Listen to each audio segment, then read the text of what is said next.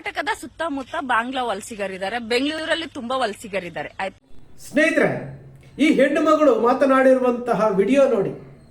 ಈ ಹೆಣ್ಣು ಮಗಳಿಗಿರುವಂತಹ ಪ್ರಜ್ಞೆ, ಈ ಹೆಣ್ಣು ಮಗಳಿಗಿರುವಂತಹ ಜ್ಞಾನ, ನಮ್ಮ ಹಿಂದೂ ಧರ್ಮ ಅಪಾಯದಲ್ಲಿದೆ, ಬಾಂಗ್ಲಾದೇಶಿಕರು ಹಾಗೆ ಹೀಗೆ ಅಂತ ಹೇಳ್ಬಿಟ್ಟು ವೇದಿಕೆಗಳನ್ನ ಮಾಡ್ಕೊಂಡು ಮಾಡ್ತಾ ಇದ್ದಾರಲ್ಲ, ಈ ಹೆಣ್ಣು ಮಗಳು ಹೇಳ್ತಾ ಇರುವುದು ಸತ್ಯ ಅಲ್ವೇನ್ರಿ?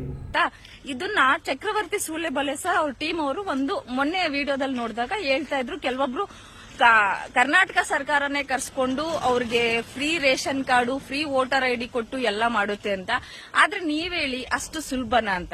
ಓಕೆ, ಕರ್ನಾಟಕ ಸರ್ಕಾರ ಕರ್ಸ್ಕೊಳ್ಳುತ್ತೆ ಅಂದ್ರೆ ನಿಮ್ ಅಮಿತ್ ಶಾನ ಮೀರಿ ಕರ್ಸ್ಕೋಬೇಕಲ್ಲ, ಯಾಕಂದ್ರೆ ಗಡಿ ಭಾಗ ಯಾರ್ದು? ಅಮಿತ್ ಶಾ ಅವ್ರದ್ದು. ಸೊ ಡೈರೆಕ್ಟ್ ಬರಕ್ ಆಗೋದಿಲ್ಲ, ಅದ್ ನಿಮ್ಗೂ ಗೊತ್ತಲ್ಲ ಸರ್. ಯಾವ ಬಾಂಗ್ಲಾದೇಶದವರು ಕರ್ನಾಟಕಕ್ಕೆ ಬರಬೇಕಾದ್ರೆ ನೇರವಾಗಿ ಬಾಂಗ್ಲಾದೇಶ ಢಾಕಾದಿಂದ ಬಂದು ನೇರವಾಗಿ ಬೆಂಗಳೂರಿಗೆ ಬಂದಿದ್ದಾರಾ? ನೇರವಾಗಿ ಮೈಸೂರಿಗೆ ಬಂದಿದ್ದಾರಾ? ಇಲ್ಲ ರೀ. ಬಾಂಗ್ಲಾದೇಶ ಢಾಕಾಯಿಂದ ಹಿಡಿದು ಬಾಂಗ್ಲಾ ಗಡಿಯಿಂದ ದಾಟಿ ಬಾಂಗ್ಲಾದೇಶದಿಂದ ಅಸ್ಸಾಮಿಂದ ಹೊರಗಡೆ ಬಂದು ಒರಿಸ್ಸಾಗೆ ಬಂದು, ಒಡಿಸ್ಸಾದಿಂದ ಆಂಧ್ರ ಪ್ರದೇಶಕ್ಕೆ ಬಂದು, ಆಂಧ್ರ ಪ್ರದೇಶದಿಂದ ಕರ್ನಾಟಕಕ್ಕೆ ಬಂದು, ಕರ್ನಾಟಕದಿಂದ ಬೆಂಗಳೂರಿಗೆ ಬಂದು ನೆಲೆಸಬೇಕು. ಕೇಂದ್ರ ಸರ್ಕಾರದ ಅಡಿನಲ್ಲಿರುವಂತಹ ಗೃಹ ಇಲಾಖೆಯ ಅಡಿಯಲ್ಲಿರುವಂತಹ ರಕ್ಷಣಾ ಬೇಲಿಯನ್ನ ಭೇದಿಸಿ ಬರಬೇಕು. ಯಾರ ತಪ್ಪು ಇದು? ಯಾರ ವಿರುದ್ಧ ಹೋರಾಟ ಮಾಡಬೇಕು ಇವರು ಹೋರಾಟ ಮಾಡಬೇಕಾಗಿರುವಂಥದ್ದು ಕೇಂದ್ರ ಸರ್ಕಾರದ ವಿರುದ್ಧವಾ ಅಥವಾ ರಾಜ್ಯ ಸರ್ಕಾರದ ವಿರುದ್ಧವಾ? ಏನೇನ್ ಡ್ರಾಮಾ ಮಾಡ್ತಾರ್ರಿ ಇವರೆಲ್ಲಾನು. ಇವರಿಗೆ ಕೆಲಸ ಮಾಡೋದಿಲ್ಲ. ಕೆಲಸ ಅಂದ್ರೆ ಗೊತ್ತಾಗ್ತಾ ಇಲ್ಲ ಇವರಿಗೆ. ನಾವು ಮೈ ಬಗ್ಗಿಸಿ ದುಡಿಬೇಕು, ಬೆವರು ಸುರಿಸಿ ದುಡಿಬೇಕು, ಯಾವುದಾದ್ರೂ ಹುದ್ದೆ ಮಾಡಬೇಕು, ಅದರಲ್ಲಿ ಸಂಪಾದನೆ ಮಾಡಿ ಕುಟುಂಬವನ್ನ ಸಲಹಬೇಕು, ತಮ್ಮ ಖರ್ಚುಗಳನ್ನ ನೋಡ್ಕೊಳ್ಬೇಕು, ಅದಾದ ನಂತರ ಹೋರಾಟ ಅನ್ನೋದು ಇವ್ರ ಕಾನ್ಸೆಪ್ಟ್ ಅಲ್ಲಿ ಇಲ್ಲ. ಜನರ ದಾರಿ ತಪ್ಪಿಸ್ತಾ ಇದ್ದಾರಲ್ಲ. ಸತ್ಯವಾಗಿ ಹೋರಾಟ ಮಾಡಿ. ನಾವು ಹೋರಾಟ ಮಾಡಿದ್ದೀವ್ರಿ, ನಾವು ಹೋರಾಟ ಮಾಡ್ತಾ ಇರ್ತೀವಿ. ಸತ್ಯದ ಪರವಾಗಿ ಹೋರಾಟ ಮಾಡಿ. ಏನು ವೇದಿಕೆಗಳು ಹಾಕೋದಂತೆ, ಮಾತಾಡೋದಂತೆ, ಅವರು ನುಗಳದಂತೆ, ಇವರು ನುಗಳೋದಂತೆ, ಸತ್ಯವಾಗಿ ಮಾತಾಡಿ. ಹಿಂದೂ ಧರ್ಮವನ್ನ ನಾನು ರಿಪೀಟ್ ಆಗಿ ಹೇಳ್ತಾ ಇರ್ತೇನೆ. ಹಿಂದೂ ಧರ್ಮವನ್ನ ನಿಮ್ಮ ರಾಜಕೀಯ ಲಾಭಕ್ಕೆ ಬಳಸ್ಕೊಳಕ್ ಹೋಗ್ಬೇಡಿ. ಹಿಂದೂ ಧರ್ಮಕ್ಕೆ ಮಾಡ್ತಾ ಇರುವಂತಹ ಅಪಚಾರ. ನಾವು ಹಿಂದೂ ಧರ್ಮವನ್ನ ಹಿಂದೂ ಧರ್ಮ ಅಂತ ಒಪ್ಕೊಂಡಿರುವಂತಹ ಹಿಂದೂಗಳು ನಾವು. RSS ನ ಮೋಹನ್ ಭಾಗವತ್ ಅವರು ಹೇಳ್ತಾರೆ, ಹಿಂದೂ ಧರ್ಮ ಅನ್ನೋದು ಒಂದು ರಿಲಿಜನ್ ಅಲ್ಲ ಅಂತ. ಮೋಹನ್ ಭಾಗವತ್ ಅವರು ಹಿಂದೂ ಧರ್ಮವನ್ನ ರಿಲಿಜನ್ ಅಲ್ಲ ಅಂತಾರೆ. ಮೋದಿ ಅವರು ಹೇಳ್ತಾರೆ. ಆದರೂ ಸಹ ನಾವು ಹಿಂದೂ ಧರ್ಮ ಅಂತೇಳಿ ರಿಲಿಜನ್ ಅಲ್ಲಿ ಬಳಸಿದ್ದೀವಿ, ನಾವು ಹಿಂದೂಗಳು ಅಂತೇಳಿ ನಾವು ಹೇಳ್ತಾ ಇದೀವಿ. ಅಂತಹ ಒಂದು ಹಿಂದೂ ಧರ್ಮವನ್ನ ನೀವು ನಿಮ್ಮ ವೋಟ್ ಬ್ಯಾಂಕಿಗೋಸ್ಕರವಾಗಿ ಇಂತಹ ಮಾರ್ಕೆಟಿಂಗ್ ಎಕ್ಸಿಕ್ಯೂಟಿವ್ಗಳನ್ನ ಬಿಟ್ಟು ಅದನ್ನ ಲಾಭ ಮಾಡಿಕೊಳ್ತಾ ಇದ್ದೀರಿ. ಗೋವನ್ನ ಹೆಸರಿಸ್ಕೊಂಡು ಲಾಭ ಮಾಡ್ಕೊಳ್ತಾ ಇದ್ದೀರಿ. ದೇಶ ಅಪಾಯದಲ್ಲಿದೆ ಅಂತೇಳಿ ಲಾಭ ಮಾಡ್ಕೊಳ್ತಾ ಇದ್ದೀರಿ. ಕನಿಷ್ಠ ಪಕ್ಷ ನಾವು ಮಾತನಾಡ್ತಾ ಇರುವುದು ಸರಿನಾ ತಪ್ಪ ಅನ್ನೋ ಗೊತ್ತಿಲ್ಲದೆ ಅಮಾಯಕ ಜನರನ್ನ ಮುಂದ್ಗಡೆ ಕೂರಿಸ್ಕೊಂಡು, ಫ್ರೀಡಂ ಪಾರ್ಕ್ ಅಲ್ಲಿ ಮುಂದ್ಗಡೆ ಕೂರಿಸ್ಕೊಂಡು ಭಾಷಣ ಮಾಡ್ತೀರಿ. ಇನ್ನು ಎಷ್ಟು ವರ್ಷ ಅಂತೇಳಿ, ಇನ್ನು ಎಷ್ಟು ದಶಕ ಅಂತೇಳಿ?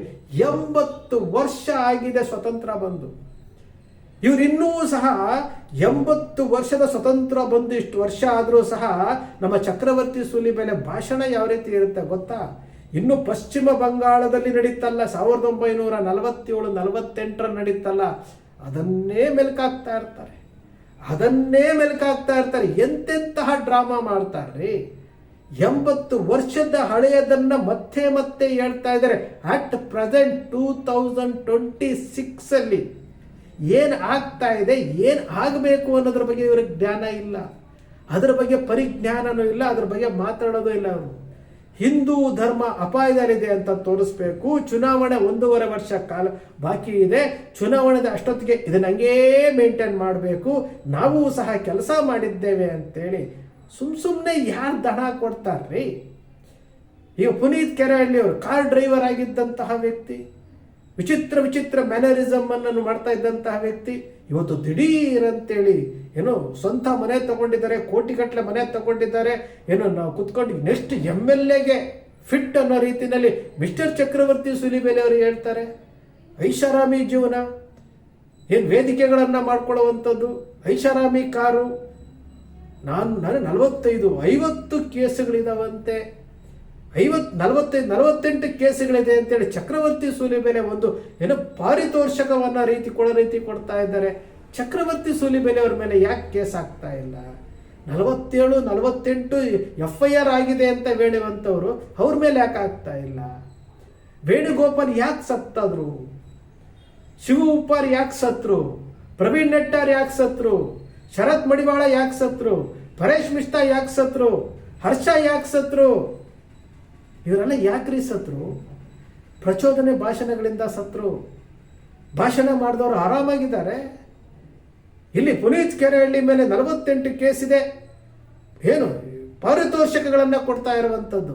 ಅಂದರೆ ನೀವು ಮಾಡ್ತಾ ಇರೋ, ನಾವು ಹಿಂದೆ ಇರ್ತೀವಿ, ನಿಮ್ಮನ್ನು ಬಿಡಿಸ್ಕೊಂಬರೋಕ್ಕೆ ನಾವು ರೆಡಿ ಇದ್ದೀವಿ, ನಿಮಗೆ ಬೇಲ್ ಕೊಡೋಕ್ಕೆ ನಾವು ರೆಡಿ ಇದ್ದೀವಿ ಅಂದರೆ ಇವರಿಗೆ ಬೇಕಾಗಿರುವಂಥದ್ದು ಹಿಂದೂ ಧರ್ಮದ ರಕ್ಷಣೆ ಅಲ್ಲ, ಗೋಮಾತೆಯ ರಕ್ಷಣೆನೂ ಅಲ್ಲ, ದೇಶದ ರಕ್ಷಣೆನೂ ಅಲ್ಲ. ಇವರಿಗೆ ಬೇಕಾಗಿರುವಂಥದ್ದು ಓಟು.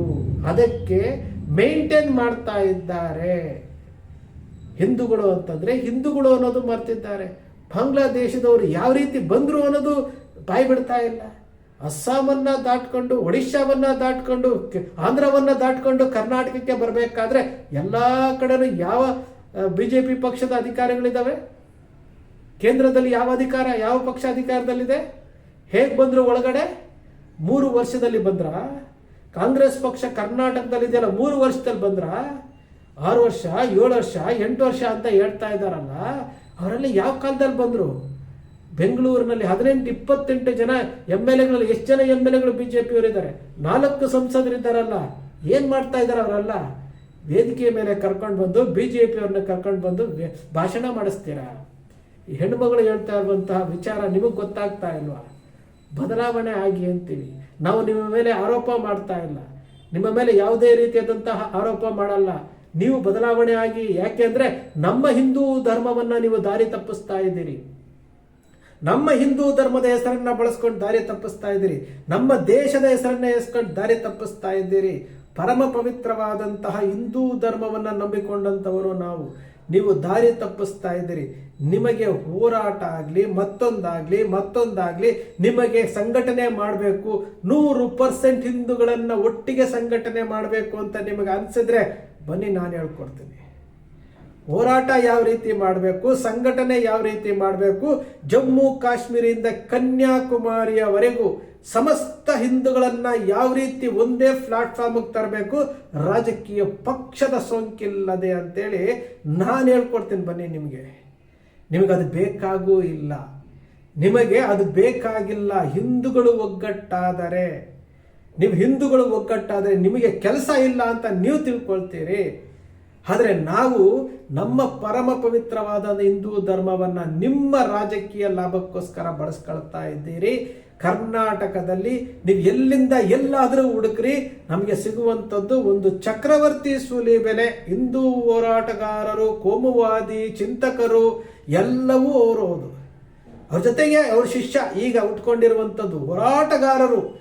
ಏನು ಬಿರುದುಗಳನ್ನು ಕೊಡ್ತಾ ಇರುವಂಥದ್ದು, ಏನು ಮಾಡ್ತಾ ಇರುವಂಥದ್ದು. ಪುನೀತ್ ಕೆರೆಹಳ್ಳಿ, ಇನ್ನು ಅವರೊಂದಷ್ಟು ಜನ ಅವ್ರ ಫಾಲೋವರ್ಸು.